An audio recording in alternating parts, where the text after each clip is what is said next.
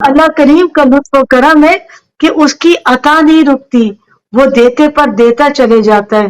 کتنا کریم ہے وہ، ہمیں اپنی میزبانی کے لیے کبھی نماز کے پر انویٹیشن بھیجتا ہے، آ جاؤ مصلی عبادت، تم میری مجھ سے ملاقات رہے گی.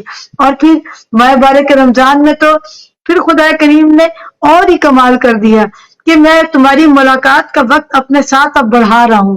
پہلے تم چند منٹوں کے لیے آتے تھے، اب گھنٹوں اور پہروں کے حساب سے آؤ. تمہیں ہر وقت یہ یاد رہے گا، یہ تو میری چائے کا وقت تھا، یہ تو میرے کھانے کا وقت تھا، یہ ٹی ٹائم تھا. یہ یہ ایک اور بھی تو نام ہوا ہے نا، ہائی ٹی. یہ ہائی ٹی کی یعنی ہائی وائی ہو رہی ہوتی ہے اب یہ صحیح میرا. بات لیکن اب جب روزے سے تو نہ ہائی ہوگی نہ وائی ہوگی، بلکہ صحیح بس بات ہے. اپنے اوپر یہی وائے ہوگی کہ کہیں اس معاملے کے اندر ہم اپنی آخرت خراب نہ کریں. تو ملاقات چل رہی ہے ہماری، تو خدا کریم کے ساتھ راز و نیاز چل رہی ہے. اور پھر پروردگار نے یہ ٹائمنگ بڑھا دی. اور پھر آپ یہ دیکھیے ماہ بارک رمضان کریم میں خدا کریم ایک اور لطف و کرم فرماتا ہے کہ اب جب تم اس کے دسترخوان پر بیٹھو گے تو وہ کہتا ہے جو مانگنا ہے مانگو، کیونکہ اب مجھ پر واجب ہے کہ میں تمہاری دعاؤں کے اوپر مستجابی دعا کی مہر لگا دوں.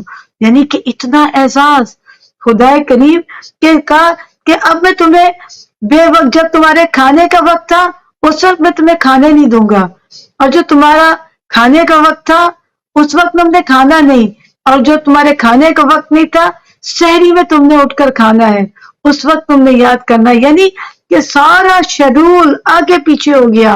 اور اس کے بدلے میں وہ کیا کہتا ہے کہ میں تجھے ایک پروانہ دوں گا، اور وہ پروانہ ایسا ہے کہ اس کے آگے میری تمام مخلوق عاجز ہے.